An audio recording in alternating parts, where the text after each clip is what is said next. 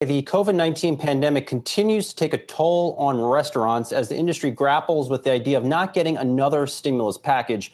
Joining us now to discuss how crucial stimulus is for the industry is Union Square Hospitality Group CEO Danny Meyer. Danny, always good to speak with you here. How urgent is it for the state of the industry to get this stimulus and get it right now?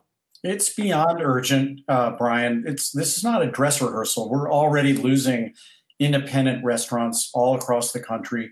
And, the more urban an environment is, the more densely populated an environment is, the starker the emergency is right now. Restaurants are almost insolvent. And even in the best of circumstances, even with a robust economy, which we certainly will not have, January, February, and March are the cruelest months for the restaurant industry.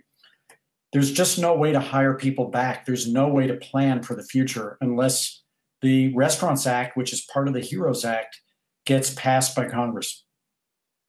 Danny, what's the state of you have multiple restaurants. What's the state of your restaurants at the moment? And, you got to wonder with colder weather now rolling in, a lot of those outdoor setups that restaurants are going to have to go away.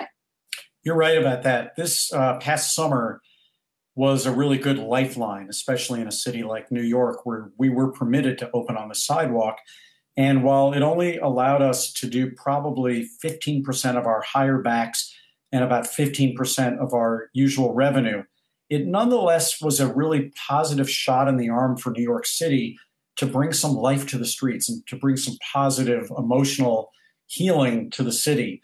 And as that wanes, because frankly, there's no amount of outdoor heaters that are going to make you want to bundle up in February weather or January weather, we're going to really have to find some way for restaurants to remain solvent. What's great about this Restaurants Act, if it only will pass, is that it actually provides $120 billion of relief to independent restaurants across the entire country, restaurants in your community, wherever you happen to live, which will allow restaurants to have the financial lifeline to survive until it's safe to bring people back into our restaurants at full strength.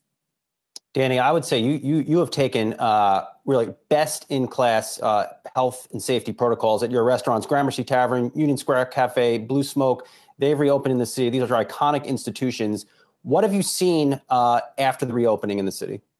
We've seen that people feel very comfortable doing that. I do think it's important to note that not every restaurant has the wherewithal, either financially or just from a protocol standpoint, to do the kind of things we've done, like partnering with Clear on a health pass for our employees, or having the absolute best in air filtration and purification, or having contact-free tracing for every single guest who dines in our restaurant.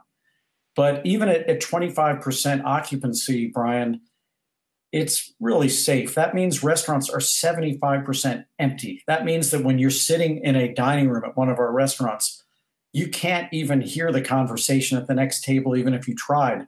It's a little strange because we're used to the activity and the clinging and clanging of the glasses and silverware in a restaurant, but people want this badly. And I'll tell you what, this past week and a half of learning how to do it has felt really, really good for our team.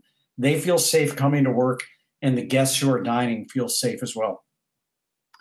Danny, the owners of the Mermaid Inn restaurant wrote this lengthy, heartfelt letter about having to close one of their locations after 17 years down in the East Village here in New York City. And they warned of what they called a tsunami of restaurant closings in the coming weeks and months. Would you agree with that? Are we in for something like a tsunami of restaurant closures? I'm afraid we are. And I read that letter, and I think it was incredibly well written.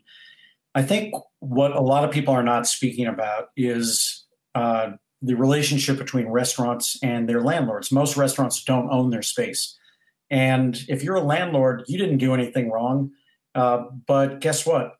You have probably not been paid rent. 87% of restaurants, at least in New York City, and I don't know about the rest of the country, but 87% of restaurants in New York City have not been able to pay their rent since March. And the landlords are, in many, many cases, sending eviction notices right now. restaurants don't have the means by which to pay the rent. And the rents that they did establish 5, 10, 15 years ago were based on a set of circumstances that just aren't the case today. We don't have the density in the city of people living there, of people coming to their offices to come to work, of business travelers coming into the city, and of tourism. And so even when restaurants do get back on their feet, and today's news about Broadway is also a crushing blow, because if Broadway and the New York Philharmonic and the Metropolitan Opera are not opening until mid to late 2021, that's a pretty bad sign for the recovery for restaurants. So we've got a couple choices here. On one hand, we can just let all these restaurants go out of business. Millions of employees will not have jobs, and we can just wait until this thing is over. Hopefully we'll have the kind of leadership that actually solves the coronavirus crisis, because that is the economy. They're just not separated. And then we can see which kind of new restaurants take their place when things are safe. But there's going to be a heck of a lot of economic downfall in the meantime. You're going to have income taxes not paid. You're going to have sales tax not paid. And what I keep saying to people is that the emotional tear on any community that doesn't have restaurants open is massive. Restaurants are where people come to heal. People come together. We don't just go to restaurants because we're hungry. And we don't just go to restaurants because we don't want to cook and do the dishes. We go to restaurants to be with people and to feel better. And we need to have that back, and we can't lose that from our communities.